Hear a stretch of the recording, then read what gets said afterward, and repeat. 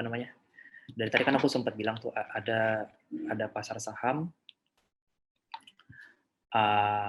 yang mempunyai kemiripan atau mungkin teman-teman wondering gini, uh, gue punya saham, bedanya apa sih dengan kalau gue mau invest ke Bitcoin atau aset-aset digital yang lainnya. Nah, di sini aku coba paparin, banyak sih perspektif yang bisa diambil, banyak sudut pandang yang bisa dilihat, cuma ya aku kasih tahu yang yang kelihatan di depan, seperti market kripto atau aset digital ini terbuka 24 jam, 24/7, beneran setiap hari, literally setiap detik tuh ada aja perkembangan news, ada perkembangan baru di dunia ini, di mana itu sebenarnya bikin kita cepat tua, jujur. Karena kalau kita bayangin seperti saham di Indonesia aja ya contoh, itu market terbuka sesuai waktu yang ditetapkan oleh Bursa Efek. Jadi kalau sekarang kan buka jam 9, ada satu sesi kan ya, dua sesi. Sesi pertama jam 9 sampai, contohnya aja lah, sampai jam 12, bukanya jam 1 sampai jam 4. Ini untuk memudahkan ini ya, untuk memudahkan perhitungan aja. Infek kan bisa jadi sampai setengah 12, terus dibuka setengah 2 juga kan kalau di hari-hari tertentu. Nah, contoh di jam 9 sampai jam 12 di satu sesi kedua jam 1 sampai jam 4, itu berarti hanya 6 jam kan operasional di satu hari. 6 jam ini cuma fraksi dari seperempat dari satu hari, sedangkan kripto sudah 24 jam dalam sehari. Artinya kalau kita bandingin apple to apple, pasar saham sendiri itu hanya beroperasi seperempat di jam kerja, di hari kerja, Senin sampai Jumat. Sabtu dan Minggu sama sekali nggak beroperasi kan, kalau kita nggak bisa memperjualbelikan saham di hari Sabtu dan di hari Minggu. Nah, aku hitung-hitung total-totalnya kalau kalau kripto itu sendiri beroperasi bisa diperdagangkan sekitar 168 jam per satu minggu, kali aja 24 kali 7, benar nggak sih 168 ya, sekitar begitulah. Terus kalau di saham hanya 30 jam ya, teman-teman bandingin aja, bagi-bagi simpelnya 5,5 kali ya. Artinya orang-orang yang main di pasar kripto dan beneran mereka tekun, mereka ngikutin terus, itu beneran 5,5 kali lebih cepat tua sebenarnya. Mereka kayak masuk ke dalam dimensi waktu yang 5 kali lebih cepat, velocity-nya 5 kali lebih cepat dibandingkan apa yang terjadi di pasar saham. That's why orang-orang di kripto ini beneran karena memang nggak berasa, karena memang tiba-tiba di Sabtu atau di Minggu ada development baru dan ada berita baru, dan di mana itu membuat landscape dalam beberapa hari, dalam beberapa minggu, dalam beberapa bulan tuh bisa berubah. Itu sih. Terus bedanya kalau di kripto itu nggak ada minimal pembelian. Jadi maksudnya harga satu Bitcoin sekarang contohnya di sekitar 800 jutaan. Tapi nggak necessarily kita harus beli satu Bitcoin. Kita bisa beli fraksi dari Bitcoin itu sendiri. Maksudnya fraksi adalah Bitcoin ini sendiri ada unit paling terkecil namanya Satoshi. Satoshi ini kayak 10 pangkat minus 8 kalau nggak salah. Jadi 0,00000 dikaliin aja ke belakang sampai angka nolnya itu 8 kali, 0,001 Bitcoin, nah itu bisa dibeli sekecil itu, sesatu Satoshi itu. Jadi teman-teman jangan khawatir, nggak harus nge-encourage teman-teman harus pada saat baru mau mulai kita harus invest satu Bitcoin, enggak. Jadi bisa as low as satu Satoshi tadi. Contoh satu Satoshi harganya $1, ya sebesar itu teman-teman harus mengeluarkan biaya. Tapi belum sampai $1. Kalau $1 udah mahal banget sekarang Bitcoin. Jadi bisa ya teman-teman bisa beli Bitcoin seharga 50.000, 100.000 atau berapapun itu. Beda dengan saham kan, kalau kita tahu sekarang kan sistemnya, ini sebenarnya yang aku mention ini saham Indonesia. Kalau saham luar, in fact sekarang udah bisa juga. Mereka pakai namanya fractional shares, di mana kita bisa beli kayak saham, kalau teman-teman tahu saham Berkshire Hathaway punyanya si Warren Buffett, kan sekarang udah nilainya sekitar $350.000 per satu lembar saham. Itu sekitar, ya kita bulut-bulutin aja lah, 4,5 M atau 5 M satu lembar saham, satu lembar doang. Jadi kalau pakai aturan di Bursa Efek Indonesia, kalau teman-teman mau beli saham Berkshire Hathaway harus mengeluarkan uang 500 M atau satu outlot 100 lembar saham per satu lot.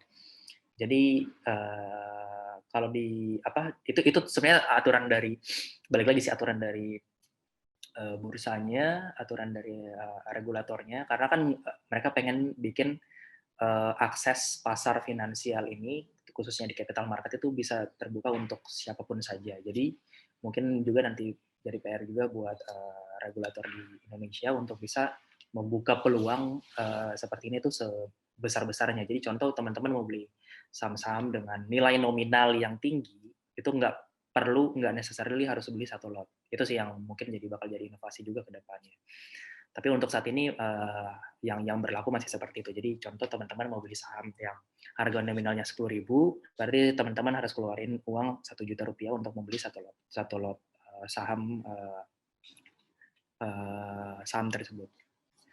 Terus perbedaan yang mencolok juga yang lain adalah transaksi dapat dilakukan di seluruh dunia. Jadi, nah ini yang maksudnya nih. Contoh teman-teman beli Bitcoin tadi di pasar cryptocurrency exchange di Indonesia. Contoh di Indodex, di rekening atau dimanapun itu. Nah, teman-teman bisa memindahkan aset teman-teman ini ke tempat lain. Beda dengan kalau di dunia saham, teman-teman punya saham contoh di broker A, contoh lah di Mandiri Sekuritas, teman-teman mau pindahin ke ke broker lain tuh nggak bisa. Bisa sih tapi pakai skema pasar negosiasi, tapi itu kan nggak ada order book-nya kan. Dan itu pun ribet. Jadi biasanya kalau di pasar reguler itu nggak bisa melakukan pemindahan. Jadi aset yang teman-teman miliki hanya terbatas, terisolasi di broker itu saja. Kalau di dunia kripto enggak. Jadi teman-teman mau pindahin contoh, banyak kan yang populer tuh mereka pindahin ke cryptocurrency exchange di luar untuk dapat exposure koin-koin yang lebih banyak lagi. Biasanya seperti itu. Jadi mereka melakukan pembelian dalam bentuk contoh Bitcoin atau tadi USDT. Nah, USDT ini dipindahkan ke contoh ke Binance. Nah, dari Binance ini mereka lebih dapat lagi banyak pilihan untuk bisa menggali potensi aset digital yang lain. Hanya bisa melakukan transaksi di pasar saham Indonesia. Nah, terus kalau di kripto nggak ada ARA, nggak ada ARB, ini balik lagi ke ke market lokal ya. Tapi volatilitasnya tinggi banget. Konsekuensinya volatilitasnya tinggi. Kalau di Indonesia ada batas ARA. Sebenarnya bukan cuma 25%, kan ada layer-layernya di nominal tertentu, di ARA-nya berapa persen. Bisa sampai 35% juga, tapi nominal kecil. Kalau nominal paling tinggi 25%. Kalau ARB 7%. Nah, ini kan sebenarnya nggak, kalau boleh kritik, ini juga nggak mengutamakan fair market. Kenapa? Karena nggak lucu nanti kalau ada saham-saham yang benar-benar straightforward, mereka melakukan fraudulent activity, istilahnya melakukan penipuan atau benar-benar ngomongin kebangkrutan contohnya. Kasihan orang-orang yang punya barangnya, orang-orang yang punya saham itu nggak bisa jual. Kenapa? Karena ngantri dulu. Karena ada sistem ARB, jadinya kalau mau jual, pertama udah pasti diduluanin sama bandar ya kan, atau sama sekuritasnya sendiri. Nah, kalau udah diduluanin ya udah tunggu lagi besok kalau bisa jual. Kalau masih turun lagi, per buka market aja 1 detik aja bisa langsung kita nggak bisa jual karena nggak ada order beli kan, udah dilarang. Itu sih kelemahan dan kelebihan pakai sistem ARA atau ARB. Mungkin kelebihannya gini, jadi bisa ngasih waktu lah buat si investor untuk mikir-mikir, bener nggak sih harus ngejualin saham, apa cuma gara-gara rumor atau sebagai apa. Cuma kalau aku sendiri di sini lebih ke proponen ke pasar bebas, karena ya biar market sendiri yang menentukan. Bagaimana kita mau bikin market rasional kalau kita tetap masih melakukan intervensi ke jual beli yang terjadi di market itu sendiri. Sama seperti kemarin aku pengalaman, kalau aku di saham US ada namanya Luckin Coffee tuh. Aku ingat banget waktu itu mereka ngumumin, bukan mereka sih, ada lembaga riset di luar, mereka tuh ketahuan nge-expose si Luckin Coffee ini melakukan fraud. Jadi fraudnya itu simple. Jadi mereka setiap kali satu nota penjualan, satu struk penjualan yang dicetak sama mereka, itu di belakang mereka ngecetak 4 lagi struk yang sama. Jadi seolah-olah satu customer ini beli 5 cup of coffee. Jadi itu dibikin untuk menggelembungkan dia punya revenue, dia punya pendapatan. Nah, kemarin pada saat ketahuan, dalam waktu singkat banget itu, 1 jam kalau nggak salah, kalau ngelihat candle 1 jam, kalau teman-teman melakukan technical analysis itu nggak benar-benar terjun bebas sebanyak 90 atau 95%, aku lupa, saham coffee. Ini kenapa bisa terjadi? Bayangin kalau ada sistem ARB tadi. Kasihan orang udah jelas melakukan fraud, kita mau jual tapi nggak bisa jual barangnya. Jadi kita kayak pegang sesuatu hal yang nggak berguna juga ujungnya. Beda dengan fair market. Oke, kita bisa jual di harga tinggal 10%-nya aja, yang penting kita bisa pegang cash-nya kan, dibandingkan kita pegang saham yang nggak bisa kita apa-apain juga gitu. Itu sih pros and cons-nya di situ. Kripto dan komoditas nih. Kalau komoditas, ya balik lagi kan, seperti ICDX kan banyak memperjualbelikan produk-produk komoditas. Produk komoditas itu banyak kan yang bisa diekspor sama diimpor. Contohnya emas, perak, batu bara, minyak sawit, banyak lah. Jadi ini juga punya pasar, punya perdagangan sendiri juga, dan banyaklah produk-produk perdagangannya yang bisa diperjualbelikan. Contoh produk seperti produk futures, produk derivatif yang lain seperti options, banyak sih. Jadi sebenarnya produk-produk investasi, bukan produk investasi, produk-produk ini diciptakan untuk membantu orang-orang yang punya posisi sebenarnya, dan juga membantu likuiditas yang ada di pasaran.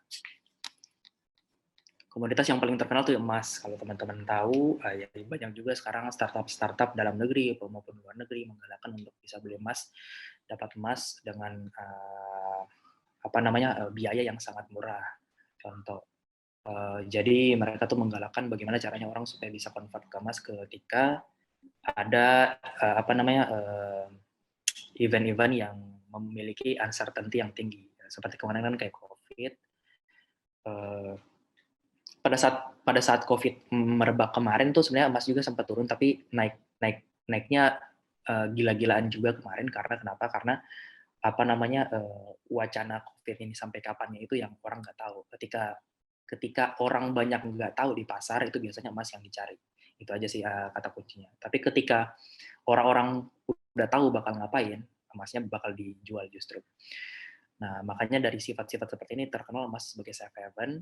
Bitcoin juga digalak-galakan mengarah ke arah safe haven. Tapi menurut aku sendiri, menurut aku pribadi, kalau untuk sampai ke tahap safe haven aja itu masih terlalu kecil lah, karena banyak banget value proposition yang ditawarin oleh Bitcoin yang di luar dari safe haven tadi.